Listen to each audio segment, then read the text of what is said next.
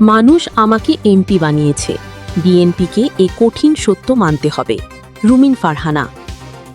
ব্রাহ্মণবাড়িয়ার সরাইলে জুলাই গণ-অভ্যুত্থান দিবস উপলক্ষে উপজেলা প্রশাসনের আয়োজিত অনুষ্ঠানে সংসদ সদস্য রুমিন ফারহানার উপস্থিতির কারণে তা বর্জন করেছে স্থানীয় বিএনপি। পরে এ বিষয়ে প্রতিক্রিয়া জানিয়ে রুমিন ফারহানা বলেন, মানুষ আমাকে ভোট দিয়ে এমপি বানিয়েছে, বিএনপিকে এ কঠিন সত্যটা মেনে নিতে হবে। বুধবার ৫ আগস্ট উপজেলা পরিষদ মিলনায়তনে আয়োজিত অনুষ্ঠানে জুলাই গণ-অভ্যুত্থানের শহীদ পরিবারের সদস্য ও আহত ব্যক্তিদের সংবর্ধনা দেওয়া হয় এবং আলোচনা সভা অনুষ্ঠিত হয়। উপজেলা নির্বাহী কর্মকর্তা ইউএনও সাইফুল ইসলামের সভাপতিত্বে অনুষ্ঠানে জামায়াতে ইসলামী, জাতীয় নাগরিক পার্টি এনসিপি, ইসলামী আন্দোলন বাংলাদেশ এবং বাংলাদেশ খেলাফত মজলিসের নেতারা উপস্থিত থাকলেও বিএনপির কোনো প্রতিনিধি অংশ নেননি। অনুষ্ঠান শেষে সাংবাদিকদের প্রশ্নের জবাবে রুমিন ফারহানা বলেন, যদি মানুষের ভোটের অধিকারে বিশ্বাস থাকে, যদি মানুষের পছন্দকে সম্মান করা হয় এবং আমরা যে গণতন্ত্রের কথা বলি তা সত্যিই মেনে চলতে চাই, তাহলে যারা অনুষ্ঠান বর্জন করেছেন তাদেরও মানুষের রায়ের প্রতি শ্রদ্ধাশীল হতে হবে।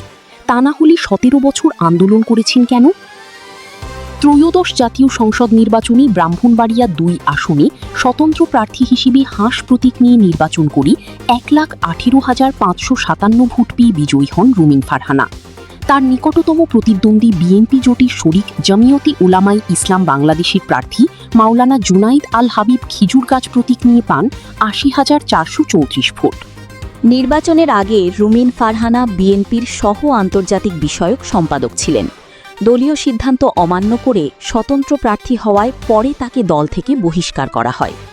অনুষ্ঠানে অংশ না নেওয়ার বিষয়ে সরাইল উপজেলা বিএনপির সভাপতি আনিসুল ইসলাম বলেন, তিনি রুমিন ফারহানা এমপি হিসেবে প্রশাসনের আমন্ত্রণ পেয়েছেন, কিন্তু দল থেকে তাকে বহিষ্কার করা হয়েছে, তাই আমরা অনুষ্ঠানে যাইনি। জুলাই গণ-অভ্যুত্থানের ২ বছর পরও প্রত্যাশিত বাংলাদেশ গড়ে ওঠেনি বলে মন্তব্য রুমিন ফারহানা বলেন, আমরা কি সবার জন্য একটি বাংলাদেশ গড়ে তুলতে পেরেছি? যদি না পারি, তাহলে কি এটি শুধু একটি সরকারের পরিবর্তে আরেকটি সরকার প্রতিষ্ঠার আন্দোলন ছিল? কিছু সুবিধাভোগীর জায়গায় নতুন সুবিধাভোগী তৈরির জন্য কি এত মানুষ প্রাণ দিয়েছেন? যদি তাই হয়, তাহলে শত শত মানুষ কেন জীবন দিলেন? হাজারো মানুষ কেন আহত বা পঙ্গু হলেন? এটা তো হওয়ার কথা ছিল না। তিনি আরও বলেন, ৫ আগস্টের আগে তিনি রাজপথে আন্দোলনে সক্রিয় ছিলেন এবং আওয়ামী লীগ সরকারের সময় তার বাড়িঘর ও গাড়ি ভাঙচুর করা হয়। তার বিরুদ্ধে ১০টি মামলাও করা হয়েছিল, যার মধ্যে হত্যা মামলাও ছিল। রুমিন ফারহানা বলেন, ৫ আগস্টের গণ-অভ্যুত্থান সফল না হলে আজ আমরা যারা এখানে দাঁড়িয়ে কথা বলছি তাদের কেউই হয়তো এই অবস্থানে থাকতাম না। অনুষ্ঠানে প্রধান অতিথি হিসেবে জুলাই গণ-অভ্যুত্থানে শহীদ পরিবারের সদস্য এবং আহত ব্যক্তিদের হাতে সম্মাননা ক্রেস্ট তুলে দেন সংসদ সদস্য।